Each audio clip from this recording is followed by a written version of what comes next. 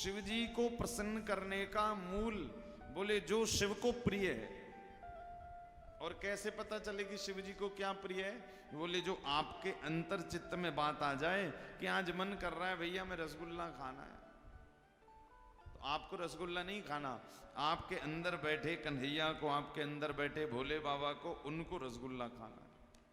और पता ही है, ठाकुर जी को पता है, भोले बाबा को पता है कि जब ये रसगुल्ला रसमलाई लाएगा तो खुद अकेला तो खाएगा नहीं, पहले मुझे भोग जरूर लगाएगा, और जब भोग लगाएगा तो चक हम भी खाएंगे, फिर भगत तो खाएगा।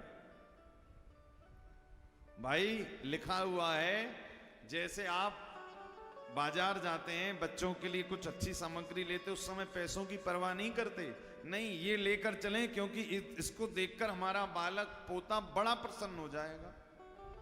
उसी तरह जब आप परमात्मा के लिए जो वस्तु आपको प्रिय है, चाहे वो भले बाजार से खरीद कर क्यों ना लाना पड़े, जब आप वो खरीद कर लाकर अपने ठाकुर जी को, शंकर जी को, जहां भी आप चढ़ाते हैं, तब भगवान अति प्रसन्न हो जाते हैं।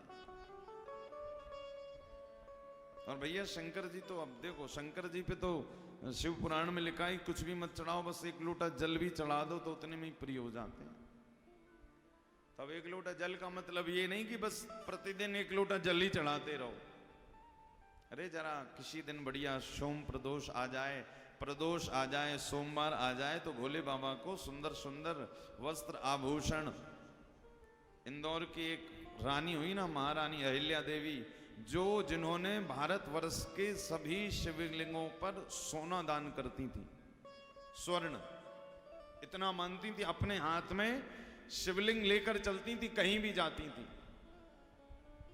और कहते हैं जब अहिल्या देवी अपने एकमात्र राज्य की रानी साहिबा थी, तो जब कोई आदेश उनको प्रजा को सुनाना पड़ता, तो आदेश सुनाने के बाद लिख देती नीचे शंकर का आदेश, शिव का आदेश। तो इसी कारण शिव पुराण की कथा कह रही है, जब आप शंकर जी के 12 ज्योतिर्लिंगों में से कहीं पर भी जाएं, या ऐसे तीर्थ क्षेत्र में जाएं जहां पर शिवालय, शिव मंदिर है, वहां पर जाकर अपनी बहुमूल्य कीमती वस्तुएं शिव जी पर अर्पित करनी ही चाहिए। एक कथा आती है, राजा हर्षवर्धन हुए प्रयाग के पास, जिनकी बहुत बड़ी सल्तनत थी। तो उनके स्वप्न में एक बार शिव जी ने ये कहा कि हे राजा हर्षवर्धन, यदि आप प्रयाग में, जब माघ मेला लगता है, कल्पवास, बोले आप जाकर 1 महीने तक कल्पवासियों को भोजन वस्त्र की व्यवस्था करिए। ये ऐसा नियम है पुराणों का, शास्त्रों का। क्या कि जब आप किसी भी तीर्थ में जाएं, अधिकतर जब शिव मंदिर जाएं, तो जरूर अपनी बहुमूल्य कीमती वस्तु भोले बाबा को या तो स्पर्श करें, यदि सामर्थ्यवान है तो उन पे समर्पित करें।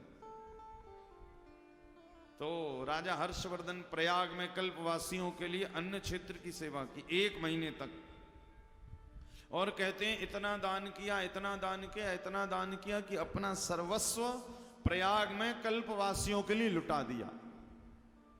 अंत में वस्त्र बचे थे, वस्त्र भी उतार कर दे दिए। और कहते हैं जब घर गए वापस, तो उनकी बहन के वस्त्र पहनकर वापस घर गए। और लिखा हुआ है कि जब वापस घर पहुंचे, तो भोले बाबा की कृपा से पहले से भी ज्यादा सुख, ऐश्वर्य, संपत्ति, वैभव, जब दोबारा हर्षवर्धन अपने राज्य में पहुंचे तो उन्होंने जाकर देखा, गदगद हो गए।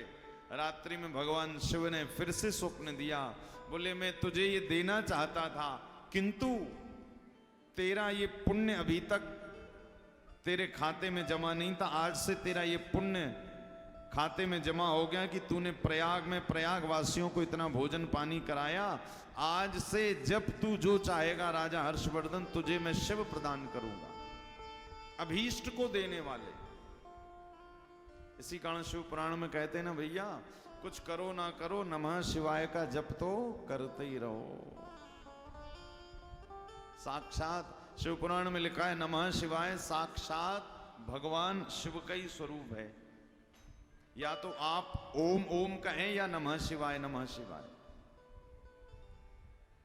या तो अकेला, देखिए लिखा है कि माताएं ओम नमः शिवाय पूरा नहीं जप सकती तो केवल नमः शिवाय जपें, और भाई लोग चाहे तो पूरा ओम नमः शिवाय जपें, चाहे तो अकेला ओम बस जप सकते हैं। ओम क्या है वास्तव में? बोले प्रकृति का स्वरूप है। जैसे प्रकृति पृथ्वी जल अग्नि वायु आकाश से मिलकर बनी है, ऐसे ही ये ओम में भी 5 चीजें हैं। क्या क्या?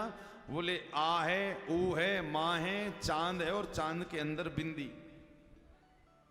ये 5 क्या है? बोले ब्रह्मा विष्णु रुद्र महेश्वर और शिव। इसी कारण शास्त्र कह रहे चाहे नमः शिवाय जपो चाहे अकेला ओम जपो।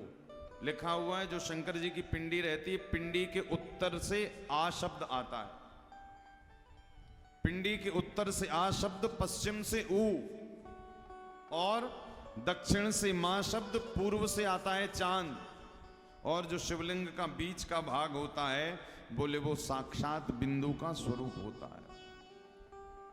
तो ओम का अर्थ है साक्षात शिव। इसी कारण जब शिव मंदिर जाओ, भजन कहीं पे भी जाओ तो कहते हैं, शिव पुराण की कथा रहती है कि सांस में ओम ओम ओम ओम ओम चलते रहना चाहिए।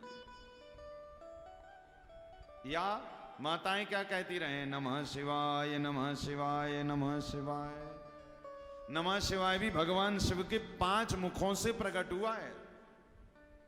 इसी कारण ओम ना कह पाए तो नमः शिवाय नमः शिवाय। ओम और नमः शिवाय दोनों एक ही है।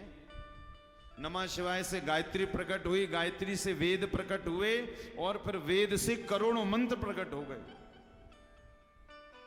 इसी कारण जब बिल्व पत्र चढ़ाएं विशेषता माताएं तो क्या कहकर नमः शिवाय नमः शिवाय नमः शिवाय।